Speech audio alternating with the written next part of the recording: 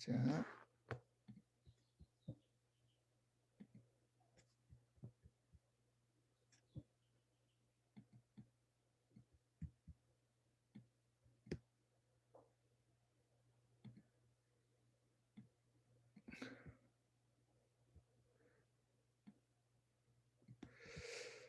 오늘은 이제 요셉 편입니다. 요셉.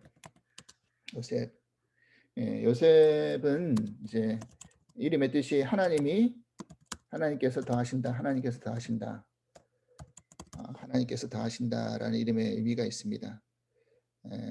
그 라헬이 천신만국을 대나한 아들이 요셉이죠. 그래서 그 라헬이 그 아들을 낳자마자 이렇게 하나님이 대해 주신다. 그래서 앞으로 대해 주실 거다. 이렇게 해서 낳은 아들이 이제 베냐민이고, 베냐민을 낳다가 라헬이 죽게 되죠. 근데 요셉이 이제 그 구속사 중에서 굉장히 중요한 위치에 있는 사람입니다. 그런데 이제 우리가 요셉을 이제 그 인물됨을 우리가 쭉 이제 따라가기 위해서는 요셉을 이제 해석하는 여러 가지 방법들이 있어요. 뭐 예를 들어서 우리가 아브라함을 공부할 때는 아브라함이 지나갔던 그런 지역들, 그 장소의 의미를 가지고 그 장소에서 만난 하나님. 그래서 그 하나님에 대한 그 과정을 우리가 풀어가다 보면 아브라함의 어떤 그런 인물됨이 규정이 되는 것처럼 요셉 같은 경우에는 중요한 키워드가 있어요. 키워드. 그 핵심 단어들이 몇 가지가 있는데 여러분들 잘 아시겠지만 요셉 하면 떠오르는 제일 먼저 떠오르는 게 뭡니까? 이제 꿈이죠, 꿈. 요셉 하면 꿈이라는 그 단어가 제일 먼저 떠오르죠. 그 다음에 요셉 하면 또 떠오르는 게 뭐냐면 우리가 그 연초에 주의 말씀에 그 요셉을 본문으로 해가지고 주제로 해가지고 말씀을 전하게 됐는데 바로 형통이라는 단어입니다. 형통이라는 단어. 그죠? 그리고 나중에 또 이야기하겠지만 요셉하면 채색 옷, 그 옷이 가지고 있는 상징적인 요셉의 인생 속에서 의미가 또 있어요. 그 부분은 뒤에 나중에 또 말씀을 드리겠습니다.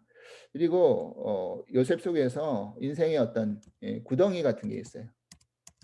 예를 들어서 형제들에게 그 죽음의 살해 위협을 당하면서 던져진 구덩이, 그리고 애굽의 노예 신분으로 팔려갔었을 때 그 상황이 인생의 구덩이와 같은 상황이었잖아요. 이 구덩이가 상징하는 게 이제 인생의 어떤 그런 나락을 말하는 거잖아요.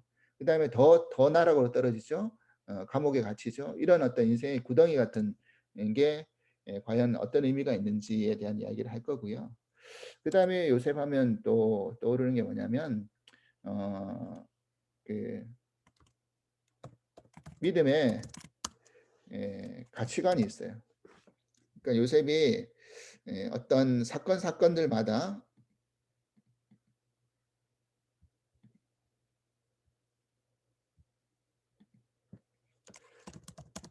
사건들마다 그제 고백했던 그런 말들이 있거든요. 그러니까 이런 고백들은 우리가 사실 뭔가를 고백할 때는 그냥 고백하는 게 아니라 거기에 대해서 깊은 어떤 고민과 생각과 또 연단과 그래서 내린 결론이 고백이 되는 거잖아요. 뭐 누구를 사랑해서 고백하는 것도 마찬가지 즉흥적인 고백은 없잖아요. 그리고 인생의 어떤 뭐 큰 깨달음을 가지고 고백했던 것도 마찬가지입니다. 우리가 야곱을 마지막 정리하면서 야곱의 대표적인 그 하나님이 그에게 끄집어 내시고 받으셨던 고백이 뭐였습니까? 내가 어, 베냐민을 보내면서 이르면 이르리로다. 의 고백이었잖아요. 결국 내가 붙들고 있는 것, 정말 놓을 수 없는 것을 놓게 만들어 버리는 그 고백을 하나님이 야곱을 통해서 받아내셨잖아요. 그런 것처럼 우리가 인생 속에서 하나님에 대한 우리의 어떤 단발마와 같은 그런 고백들이 있다라는 것입니다. 그 고백이 결국 나의 어떤 가치관을 만드는 것이고 만들어진 것이고 나의 어떤 신앙의 어떤 그런 어떤 관이 만들어지는 것이죠. 이런 것들이 이제 요셉의 삶 속에서 몇 군데 등장을 합니다. 그것을 우리가 살펴보려고 해요. 그러면 어, 오늘은 일단은 요셉의 대표적인 이야기죠. 이제 꿈에 대한 이야기를 하려고 합니다. 꿈. 요셉의 꿈. 우리가 보통 그 요셉을 해석할 때, 요셉을 이렇게 이야기할 때 어떤 그 잘못된 적용이 한 가지가 있어요. 뭐냐 그러냐면 요셉이 이제 비전의 사람이다라고 이야기를 합니다. 요셉의 비전의 사람. 근데 우리가 일단 이해해야 될 게 뭐냐면요. 이 꿈이라는 것은 요셉이 자기가 뭔가를 되기 위해서 우리가 꿈을 이제 비전이라고 연결해서 생각할 때가 많은데 우리가 뭐 어떤 꿈을 꿔야 된다, 비전을 가져야 된다 이런 이야기 많이 하잖아요. 그러면 그렇게 연결해서 이야기를 많이 하는데 예를 들어서 지금 오늘 본문에 읽었던 요셉이 꿨던 꿈이요. 내가 그렇게 되기 위해서 꾼 꿈이라고 한다면 자기의 꿈이 맞겠죠. 내가 어떤 그 형제들에게 아버지와 또 어머니에게 어떤 높은 자리에 서서 절을 받는 위치에 내가 올라가겠다라는 것을 마음에 한쪽 마음에 품고 있었다고 한다면 그건 요셉이 가진 비전과 요셉이 가진 꿈이 맞을 거예요. 그런데 이 꿈은 전적으로 요셉이 가진 꿈이 아니잖아요. 요셉이 그렇게 되고 싶어서 꿨던 꿈이 아니죠. 그러면 이 꿈은 누가 꾸게 하신 겁니까? 하나님이 그 꿈을 주셨죠. 자, 오늘 그 성경 오늘 주일 예배 말씀에도 솔로몬의 꿈에 나타난 그 지혜에 대한 이야기를 우리가 나눴는데 구약에 있어서 꿈이라는 것 말씀드렸잖아요. 꿈이라는 것이 하나님의 어떤 계시의 방법이었다라는 거잖아요. 그래서 야곱이 베델에서 하나님을 처음 만날 때 꿈을 통해서 언약을 받았고요. 이제 요셉도 마찬가지잖아요. 하나님이 꿈을 꾸게 하셨어요. 그리고 그 꿈을 어떻게 하는 겁니까? 하나님이 이제 앞으로 되어질 그 이스라엘의 그 꿈은 단순한 꿈이 아니라 이스라엘의 구원에 관한 그 꿈이었어요. 그러니까 단순히 나중에 요셉이 총리 대신이 되어 가지고 그냥 높은 위치에 서서 그냥 형제들하고 아버지에게 절을 받는 아버지 어머니에게 절을 받는 그런 어떤 단순한 어떤 세상적인 차원에서의 그런 게 아니라 결국 그 나중에 요셉이 하나님이 요셉을 먼저 애굽으로 보내셔 가지고 그 가뭄에 빠져서 죽을 수밖에 없는 그 이스라엘의 가문들을 다 어떻게 합니까? 건져내시고 또는 애굽 안에서 훈련받게 하시잖아요. 그 400 년이라는 시간을 훈련받게 하신 다음에 다시 가나안 땅으로 돌아오게 만드는 그 이스라엘 구원 구속사 속에서 하나의 과정 속에서 하나님이 먼저 주신 꿈이었다는 거예요. 이거를 몰랐죠, 요셉은요. 네, 그거였습니다. 그래서 하나님 그렇게 계시를 했고요. 그렇게 꿈을 꿨잖아요. 그러면 오늘 그 꿨던 꿈이 그거죠. 그래서 곡식단이 있는데 내 쪽 단은 일어서 있고 형제들의 단은 뭐 어떻게 돼 있다고 그랬습니까? 에, 나를 둘러서 가지고 내 단을 둘러서서 절하듭니다. 그랬어요. 그런데 참 요셉이 이때 나이가 17세였어요. 그러니까 아직 뭐라 그럴까요? 철이 없죠. 없습니다. 예를 들어 가지고 오늘 본문에 읽다 보니까 어떤 게 있었냐면요. 어, 2절 보니까 이렇게 되어 있어요. 야곱의 족보는 이러하니라 요셉이 17세의 소년으로서 그 형들과 함께 양을 칠 때 그의 아버지의 아내들 비라와 실바의 아들들과 더불어 함께 있더니 그가 그들의 잘못을 아버지에게 말했다. 그러니까 형제들의 잘못을 아버지에게 일렀다라는 거잖아요. 아마 요셉의 역할은 그런 거였을 것 같아요. 형들이 제대로 일 제대로 하고 있는지 아마 너가 밭에 나가서 잘 보고 있다가 나한테 나중에 이야기해줘. 그러면 이야기해주는 위치. 그러니까 그때까지는 어리니까 뭐 형들이 잘못이 있다 할지라도 덮어주거나 가려주거나 이럴 정도의 처지는 아니었던 것 같아요.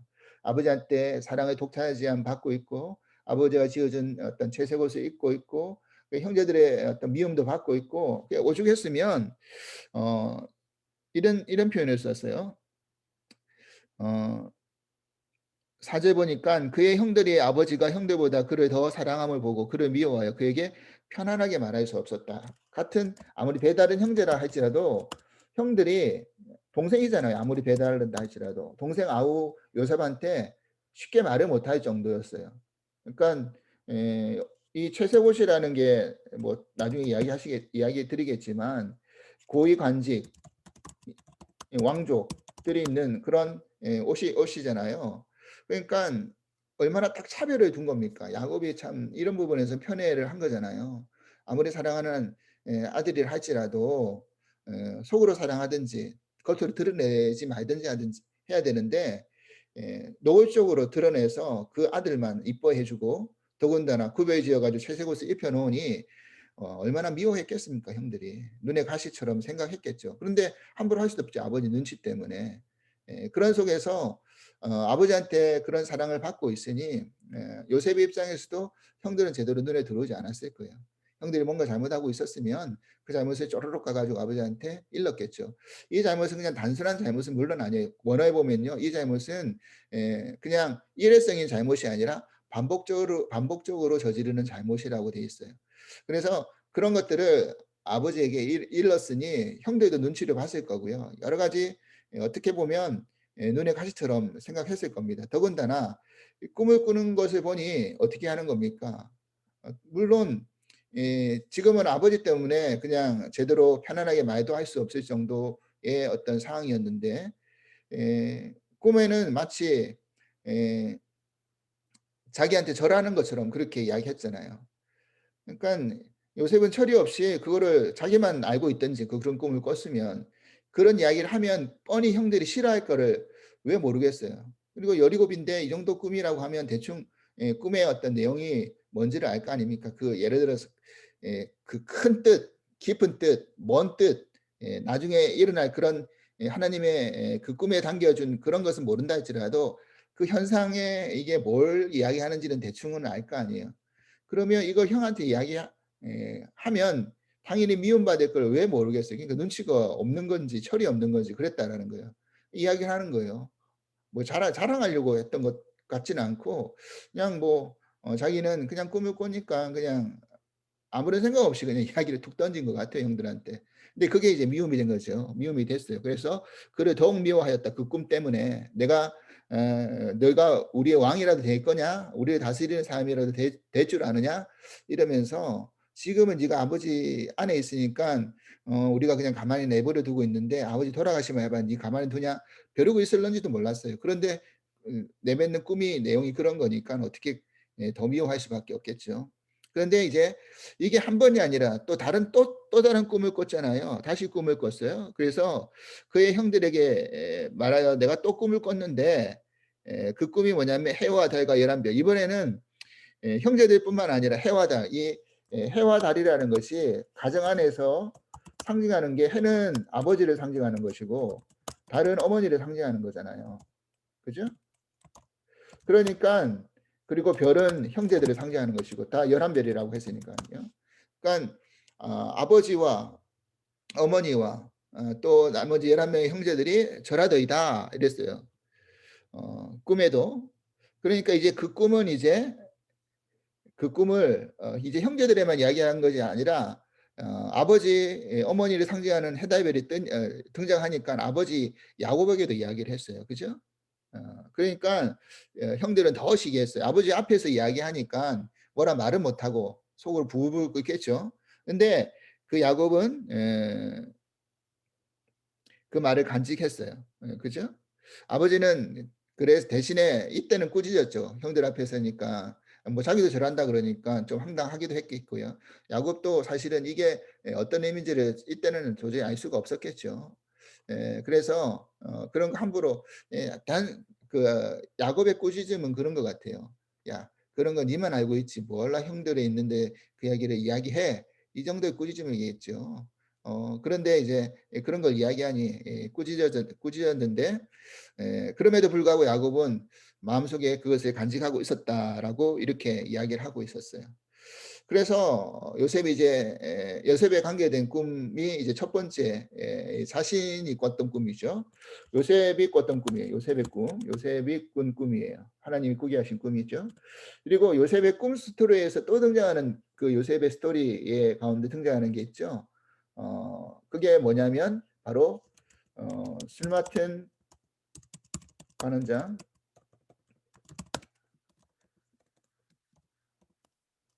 그죠? 떡 맡은 가는 자.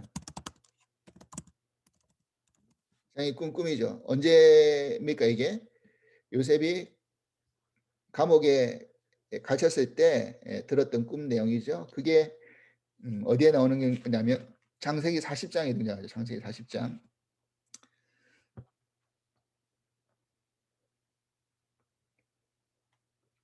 보시겠어요. 창세기 40장에 보면 술 맡은 가늠자가 떡 굽는 가늠장이 이제 꿈을 꿨는데 어떤 꿈이었습니까? 40장 보겠습니다. 그 5절에 보니까 옥에 갇힌 애굽 왕에 술 맡은 자와 떡 굽는 자 두 사람이 하룻밤에 꿈을 꾸니 각기 그 내용이 달랐다 그랬어요. 그런데 근심 비시 가득했어요. 이래도 아마 이 꿈이라는 것이 그냥 단순한 꿈이 아니라 뭔가 마음이 좀 찝찝한 거예요. 이거 뭔가 의미가 있는 것 같은데 도저히 해석은 안 되고 이게 뭐지 했던 거예요. 요셉이 딱 보니까 얼굴에 근심이 가득하고 그래서 요셉이 물어본 거예요. 왜 그래 얼굴에 근심이 가득합니까? 그러니까 내가 꿈을 꿨는데 도저히 해석이 안 된다. 그러니까 요셉이 그걸 듣고 해석은 하나님께 있는데 내가 그 꿈을 한번 이야기해 드릴게요 하고 그 꿈을 풀어줍니다. 그래서 술 맡은 가늠장의 꿈은 뭐냐면 이랬어요. 9절 40장 9절 이하 말씀 보시겠습니다. 보면 술 맡은 관원장이 그의 꿈을 요셉에게 말하여 이르되 내가 꿈에 보니 내 앞에 포도나무가 있는데 그 나무에 세 가지가 있고 싹이 나서 꽃이 피고 포도송이가 익었고 내 손에 바로의 잔이 있기로 내가 포도를 따서 그 즙을 바로의 잔에 짜서 그 잔을 바로의 손에 들였노라. 이렇게 꾼 꿈을 이야기합니다. 당장 요셉이 그 꿈을 풀어주죠. 어떻게 풉니까? 그에 해석은 이러하니 세 가지는 사흘이다. 자, 머리 위에 있는 그 가지 세 가지, 나무 세 가지의 세 개의 가지는 사흘을 상징하는 거다. 그리고 당신 머리에 당신의 전직이 당신이 머리를 들고 당신의 전직을 회복한다. 머리를 들었다라는 것은 전직을 회복하는 것이다. 그죠? 회복하는 것이다. 그리고 당신이 그 전에 맡은 술 맡은 자가 되었을 때 하던 것 같이 바로의 잔을 그의 손에 드리게 될 것이다.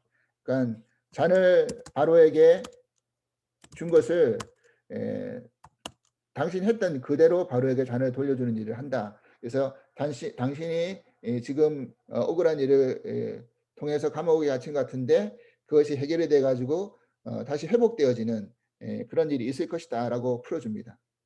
그런데 반대로 떡 굽는 관원장의 꿈은요 좀 달랐어요.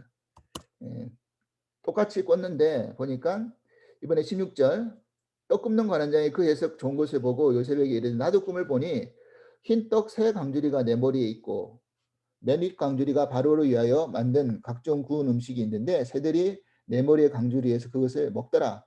요셉이 대답하여 바로 해석을 해줬는데 역시 새 강주리가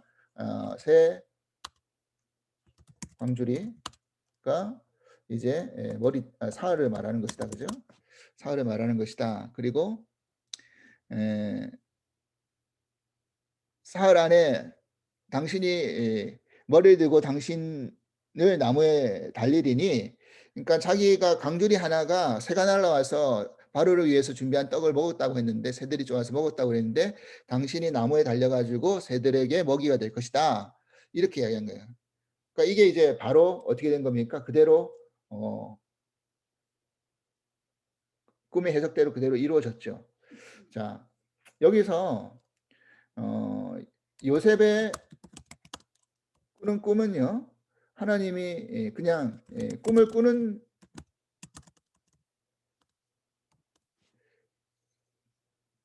자로만 여겼어요. 누가? 형제들이요. 아까 그 본문 37장에 다시 돌아가면요.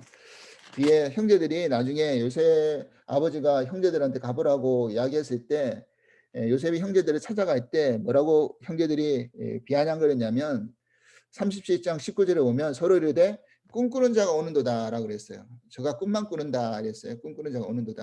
그러니까 지금은 요셉의 입장에서는 그냥 형제들이 볼 때는 그냥 아무런 어떤 그런 실익 없이 단순히 꿈만 꾸는구나. 그러니까 꿈도 야무지네 우리가 이런 표현을 쓰잖아요. 꿈이라는 게 단순히 이제 허상이다라고 생각하는 그런 입장에서 형제들은 본 거죠. 그냥 꿈만 꾸는구는 그런 사람도 사람으로만 평가를 하고 있었죠, 요셉을요. 근데 사실은 그 꿈을 하나님이 꾸게 하신 걸 몰랐죠.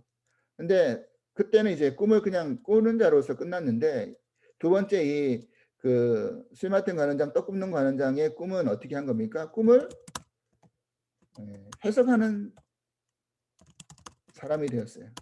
그죠? 근데 물론 이건 요셉이 해석한 거 전에 하나님이 존재가 되어 있죠. 자, 꿈을 꾸는 것도 하나님이 전제가 되어 있죠. 하나님이 꾸게 하셨고요. 꿈을 해석하는 것도 하나님이 해석하게 만들으셨어요. 여기까지 지금 요셉이 꿈에 대한 어떤 입장에서 요셉이 보여주는 모습이 그거였어요. 꿈을 해석하는 사람이 되었어요. 단순히 이때까지 그전에는 자기가 처음에 꾼 꿈은 뭐 대충 알았지만 그거를 자기가 해석을 못했잖아요. 그냥 꿈을 꾸게끔 만들어 주신 걸로 끝났지만 두 번째는 다른 사람의 꿈을 들어서 해석할 정도가 되었어요. 그러니까 하나님이 꿈을 해석하는 사람으로 만들어 주셨죠. 자, 그리고 요셉의 스토리 속에서 세 번째 꿈의 이야기가 등장합니다. 자, 세 번째 꿈의 이야기가 등장한 게 뭡니까? 바로의 꿈이죠. 바로의 꿈. 그게 이제 41장에 등장합니다. 41장. 자, 그 술 맡은 관원장의 꿈을 풀어주면서 요셉이 부탁을 합니다. 어떻게 부탁합니까? 당신이 만약 내가 꿈의 해석처럼 하나님 내게 주신 해석과 같이 이렇게 풀어지면 나를 꼭 기억해달라라고 부탁을 합니다.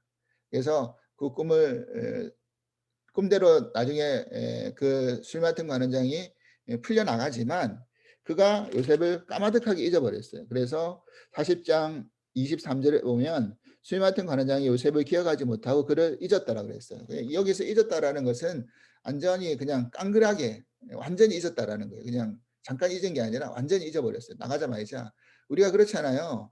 뭐 도움을 받으면 그거를 끝내버리지 그거를 계속 가지고 있는 게 드물잖아요. 그러니까 이 술 맡은 관원장도 마찬가지인 것 같아요.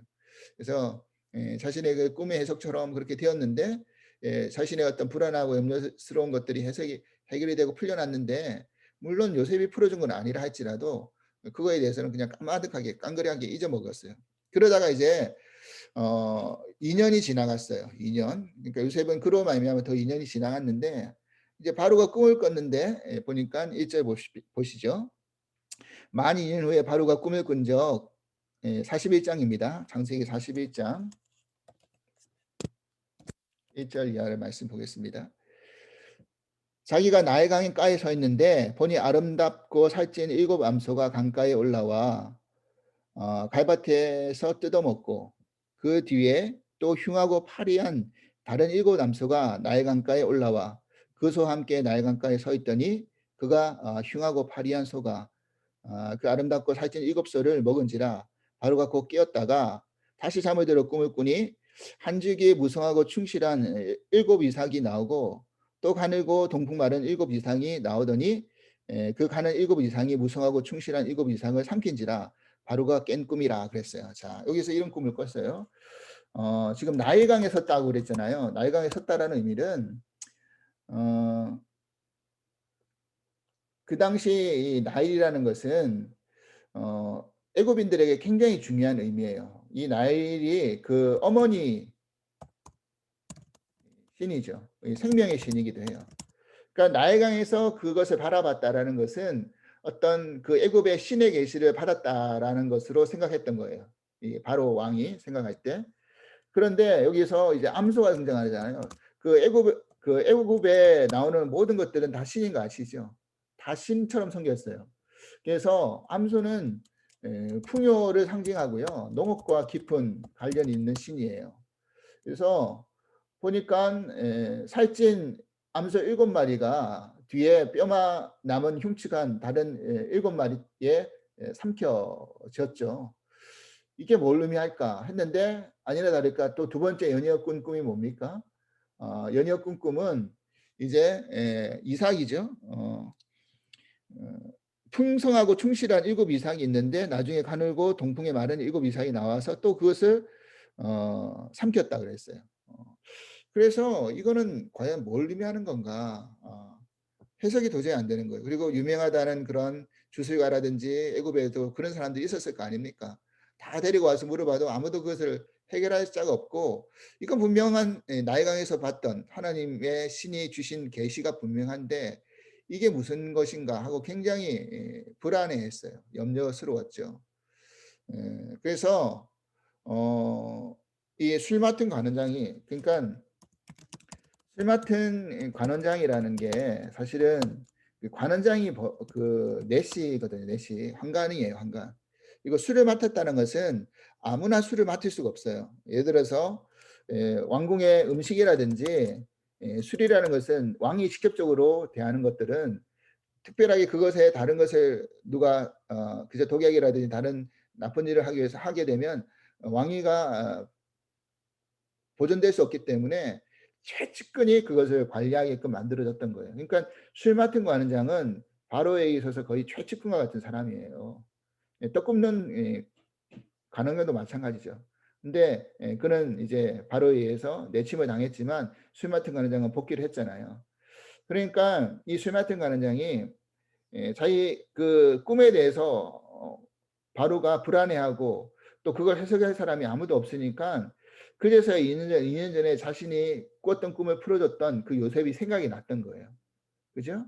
그래 가지고 자기가 그 이야기를 하는 겁니다. 사실은 제가 예전에 지었던 죄 때문에 감옥에 갇혔을 때 내가 꿨던 꿈이 있었는데 그 꿈을 그 쥐니 대장의 종이었던 히브리 청년이 잘 해석을 했습니다. 그래서 해석한 대로 제가 복직되었고요.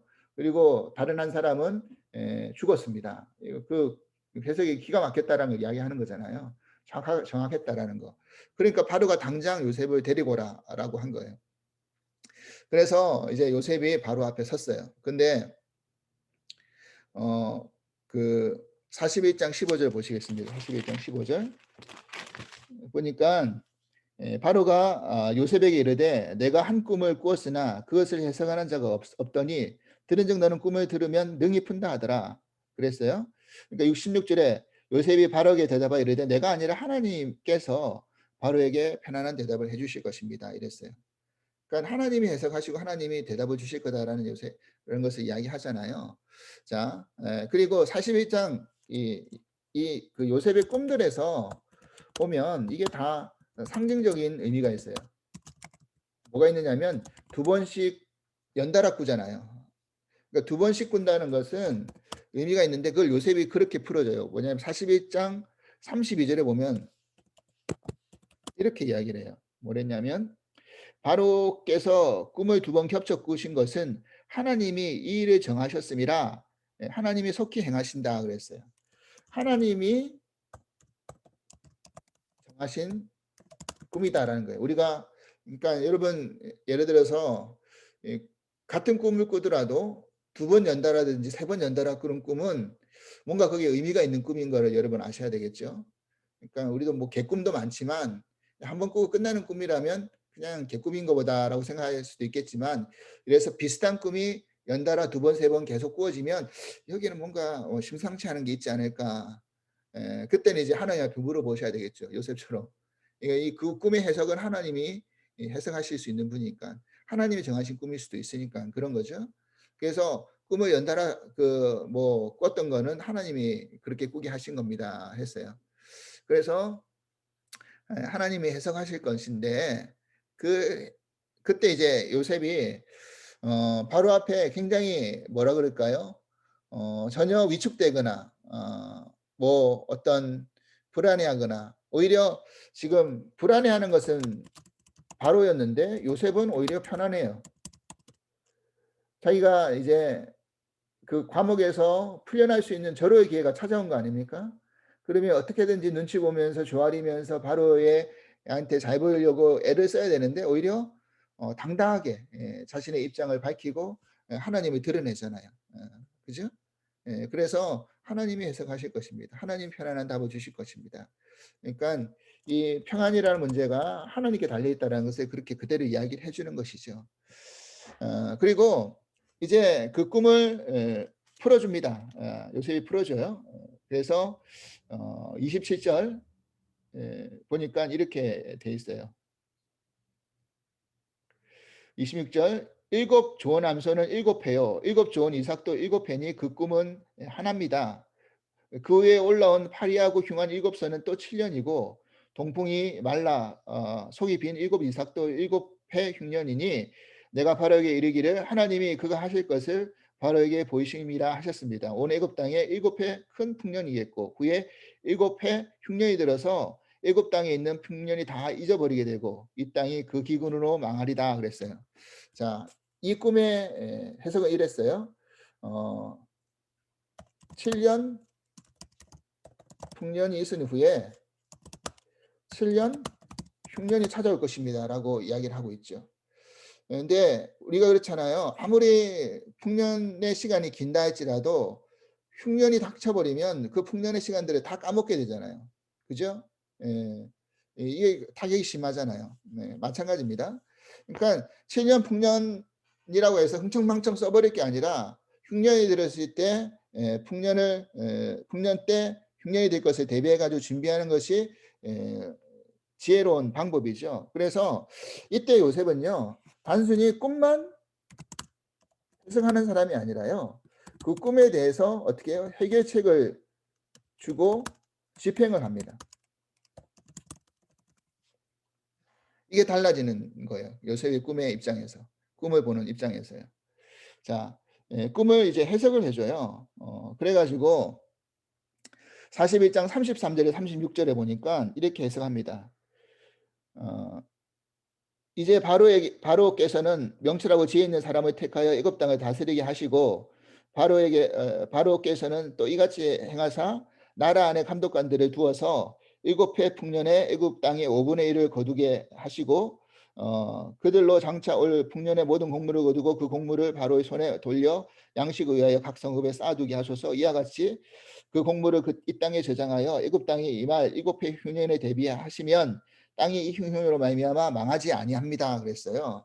그러니까 세금을 거두라는 거, 풍년 때 세금 5분의 1을 거두라는 거예요. 자, 이게 그냥 단순한 어떤 셈법이 아닙니다. 예를 들어서 이 세금을 거두는 것은 5분의 1을 정확하게 지침을 내렸잖아요. 요셉이 이렇게 할 수 있었던 게 뭔가요?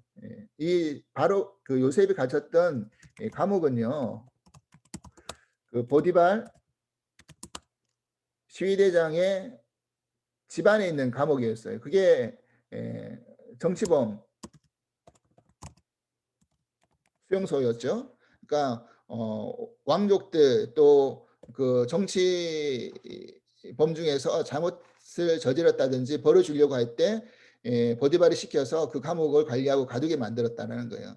그러니까 거기서 감옥 간수장의 은혜를 입어가지고 요셉이 모든 간수들을 관리하는 사람이 되었잖아요. 그러니까 하나님은 애굽 땅 보디발 집에서 총무가 되었잖아요. 가정 총무가 되었잖아요. 그러니까 보디발 집의 가정 총무는 한 1개 가정이 총무가 아니라 보디발이 누구라 그랬습니까? 근위대장이었잖아요. 그러니까 그 규모가 엄청났을 거라는 겁니다. 그 집안에 감옥이 있을 정도라 그러면 그 집안의 규모가 얼마나 엄청났을는지 짐작이 가시죠. 그리고 그 집안의 모든 애굽의 어떤 중요한 대소사를 결정짓는 여러 사람들이 출입을 많이 했을 거예요. 거기서 애굽 귀족의 어떤 예의 범절이라든지 또 문화라든지 이런 것들을 아마 다 배웠을 거예요. 그리고 어떤 재산을 관리하고 또 그들을 대하는 방법이라든지 이 가정 총무였으니까 그런 것들을 다 훈련을 받았을 거라는 것이죠. 그리고 감옥에 갇혔을 때 정치범 수용소 안에서 그 정치범들하고 관리하면서 대화하면서 정치 경제에 대한 모든 것들을 다 아마 들었을 거라는 겁니다. 그리고 그런 인맥을 만들어 나갔을 것이고요. 그래서 이런 이들을 딱 그냥 해법을 바로 제시하는 겁니다. 꿈만 그냥 단순히 예를 들어서 꿈만 풀어주면 그건 누가 되는 겁니까? 주술사하고 똑같은 거예요. 그죠? 점 잘 치는 사람. 그죠? 그런 사람으로 끝나버리죠. 그런데 그거를 해석으로 끝나는 게 아니라 해결책을 제시를 했다라는 것은 뭐가 무슨 의미가 되는 겁니까? 그거는 요셉이 그것을 관리할 수 있는 위치에 있는 사람이라는 것을 바로한테 어필을 한 게 된 거죠. 그래서 41장 38절에 보면 바로가 이렇게 이야기합니다. 바로가 그의 신하들에게 이르되 이와 같이 하나님의 영이 감동된 사람을 우리가 어찌 찾을 수 있겠느냐. 딱 보니까 그가 정말 명철하고 지혜롭고 하나님의 영에 사로잡힌 사람이처럼 보였던 거예요. 그래서 그를 발탁한 겁니다. 뭐로요? 총리 대신으로까지 발탁을 하죠. 그죠? 그래서 이거는 이제 하나님이 모든 것이 하나님께서 이 모든 것들을 이끌어 가시는 어떤 과정이었어요. 자, 다시 이제 정리하겠습니다. 요셉이 첫 번째 요셉이 꿨던 꿈은요. 다 하나님이 꿈을 꾸게 하셨어요. 꿈꾸는 자가 되었어요. 그래서 꾸게 하심으로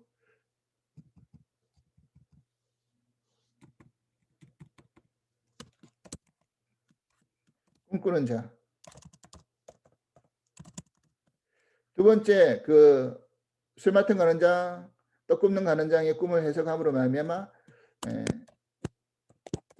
하나님께서 꿈을 해석하게 하시죠. 그래서 꿈꾸는 자에서 꿈을 해석하는 자가 되었어요. 그죠? 꿈을 해석하는 자가 되었어요. 세 번째 바로의 꿈을 통해서 하나님이 어떻게 했어요? 그 꿈을 해석할 뿐만 아니라 꿈을 집행하게 하는 자가 되었어요. 그죠? 그래서 꿈을 꾸는 자에서 꿈을 해석하는 자로, 꿈을 집행하는 자로. 근데 그거는 요셉이 그렇게 한 게 아니라 누가 하셨다? 그 앞에 바로 하나님이 계셨다라는 거예요.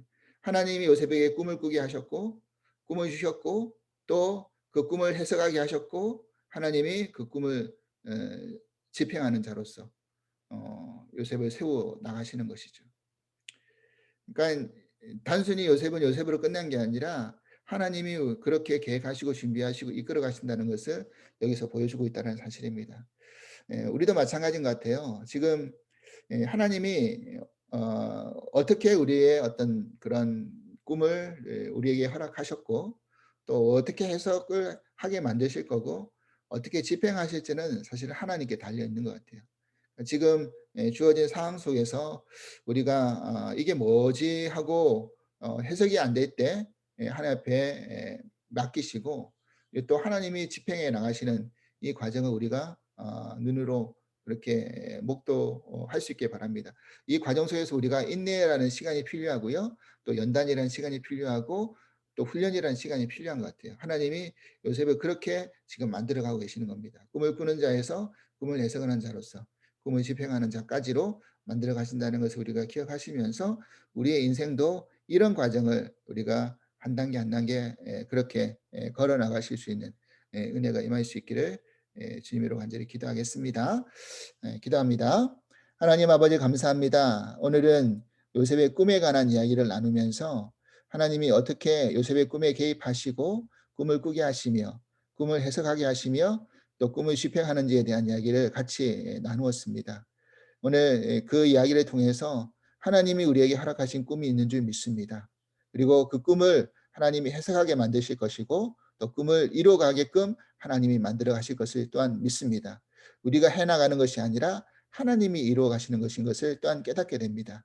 이것을 우리가 깨달았다고 한다면 과정 가운데 우리가 좀 더 인내하게 하시고 또 연단받게 하시고 더 훈련을 많이 쌓을 수 있게 하셔서 준비된 때 우리가 그 꿈을 마음껏 이루어가며 펼쳐나갈 수 있는 은혜를 허락하여 주시옵소서. 감사하며 예수 그리스도 이름으로 기도합나이다. 아멘.